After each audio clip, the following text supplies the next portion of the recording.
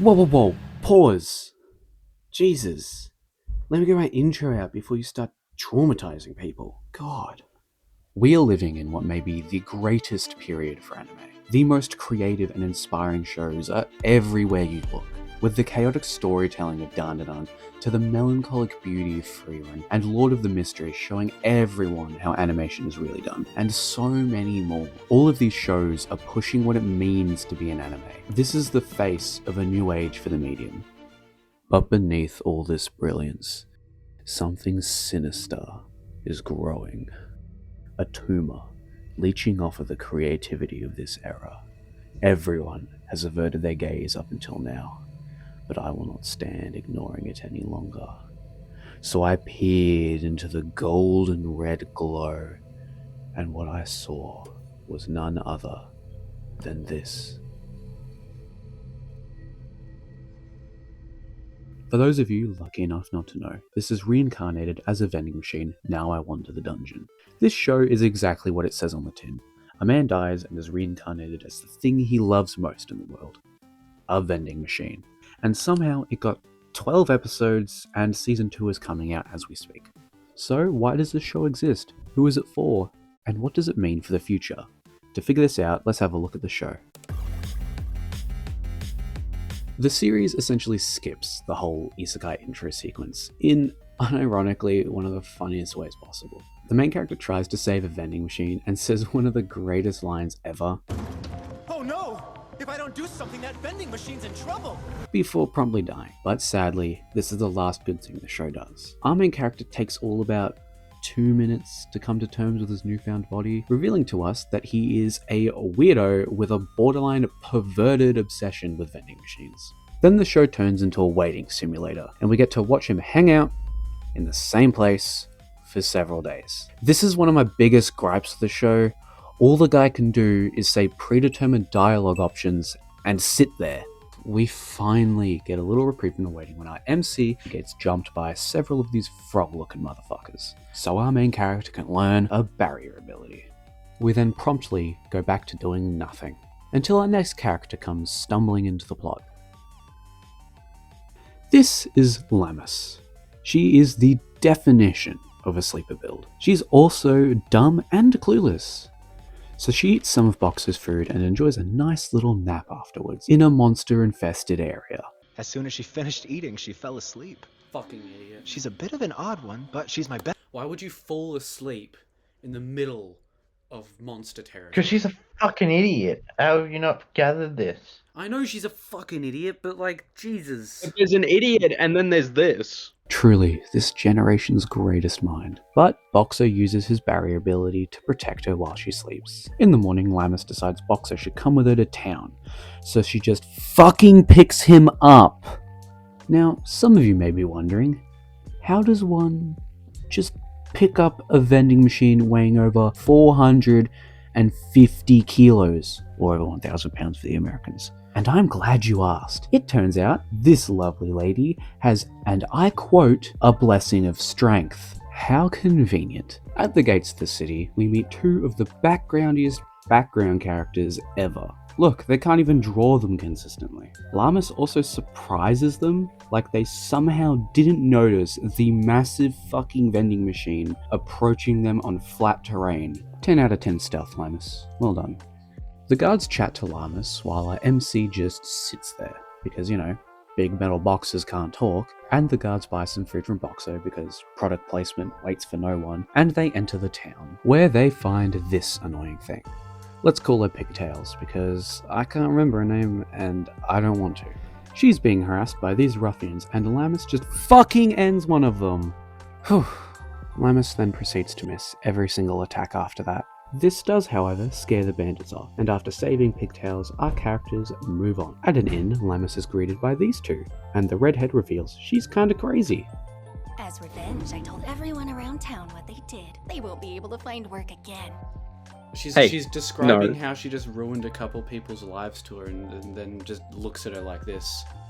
Then we meander through Villa. Lammis mentions trying to get Boxer to the surface of the dungeon they're in. Oh yeah, they're in a dungeon, by the way. But Lammis wants to get him to the surface to be inspected by a magical artifact expert she knows. Boxer also sells some food to people. This whole section is incredibly boring to sit through, but that's about where the first episode ends, like a little whimpering fart at the end of a good shit.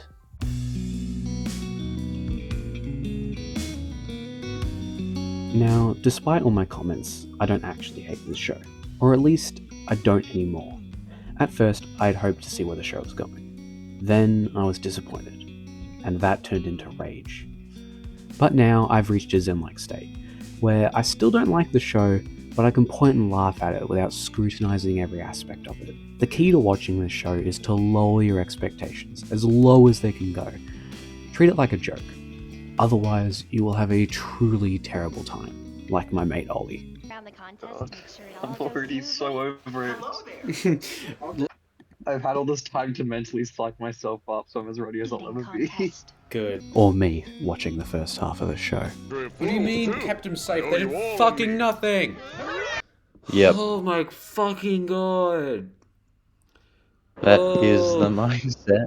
And with that, I think we should discuss... With that said though, this show has nothing beyond its gimmick. The fact that the show can be accurately summarized by the title isn't a good thing. It means the show lacks any real substance beyond the pitch. They don't explore any deeper concepts beyond what it's like being a vending machine. The show feels like it's meant to be satire, but the problem is the show isn't funny. Or at least, not funny on purpose. I found myself laughing at parts I definitely wasn't meant to. And it'd be prudent to let the menagerie make their case as well. He said it, but I like explaining things. Yeah, we want to defeat the Stratum Lord. And we think that with your help, we can fight Stand deranged. Actually, badass line. Your laugh is deranged. Unironically. What's the line again? Moments like this feel accidentally hilarious and not intentionally written that way. To me, this show represents a symptom of a much larger problem in anime. There has been this growing trend in anime, especially isekai, where they recycle the same title and show format, reincarnated as blank. The shows have the same flat, uninteresting character archetypes and story tropes. You got the overpowered, modest protagonist, you got the harem plot at the end. That's right. Did I just fucking Hold on a explode? sec. What the hell? What? Get away! Don't, I will shoot you with a gun. Don't! Oh my god. I would die of embarrassment too. No! No! You're kissing a fucking... This this shot is There's a box in fucking the background. hilarious. It's You got the Adventurers Guild, pretty much everything. It feels like these stories were made on a conveyor belt in no creativity factory. So why does this show, and others like it, exist?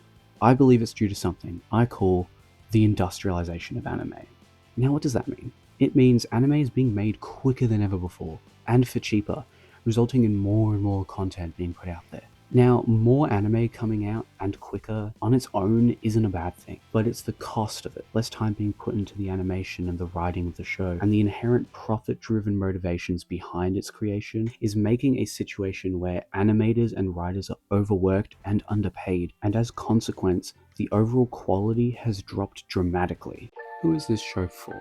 Clearly, this show isn't for me. And that's okay. Clearly, it's a show meant for people that enjoy this sort of gimmicky and satiric take on the isekai genre. And with the show's simpler writing and characters, it obviously appeals to a younger demographic. Looks like there are notches If they are all around the from- edges to make Oh my openings. god. Oh.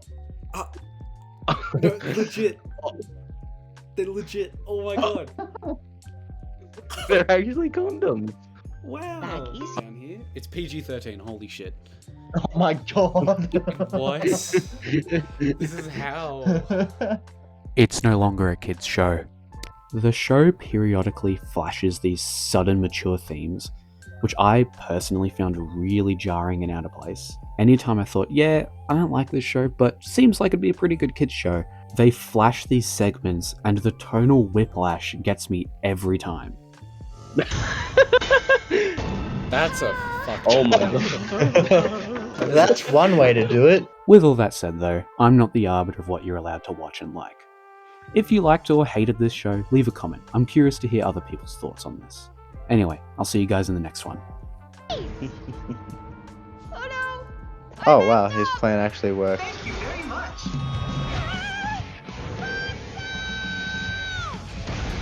Legend. Yeah, actually, this is a Holy good plan. shit. I appreciate this boxer.